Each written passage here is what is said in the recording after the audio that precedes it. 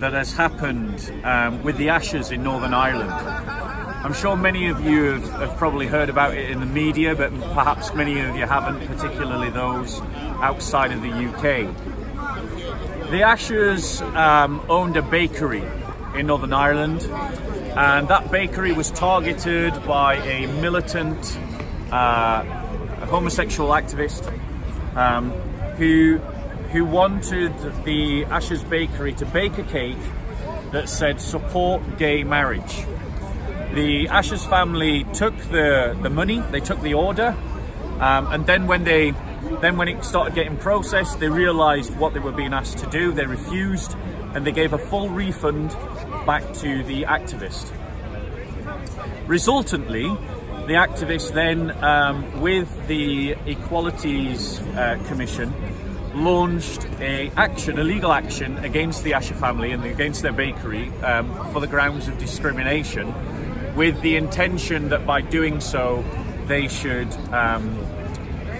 punish the Ashers for what they did.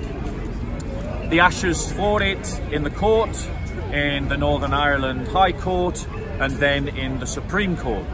The two lower courts went against them, and then the Supreme Court ruled in their favour. And I want to talk about why this case is important. Why it was fundamentally important that the Ashers won this case. It's simply the matter that if the Ashers had not won this case, what would have resulted is that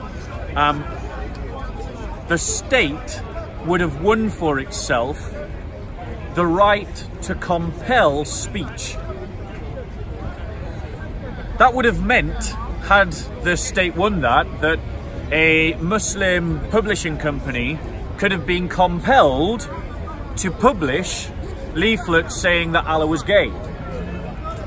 It meant that a homosexual supporting newspaper might have to run an ad denouncing gay marriage.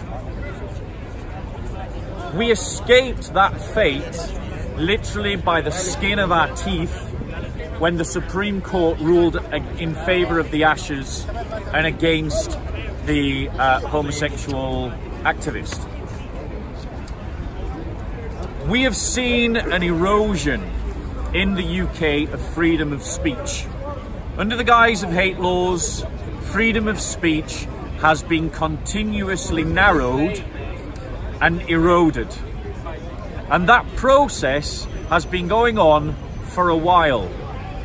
And for the first time in British legal history that I'm aware of, or certainly the first time in quite a long time, we've had a legal case in the UK that spoke about the possibility of compelled speech.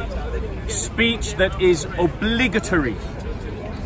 Now in Canada, they've already tried to pass a law about compelled speech, saying that however someone identifies, whatever gender they identify as, you must address them as such.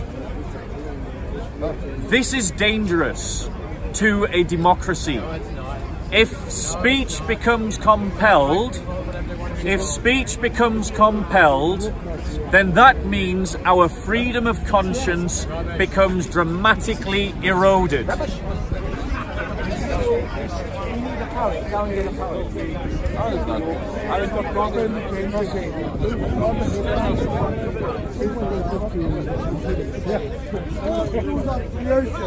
But one Jew is not created. The same person, Jesus,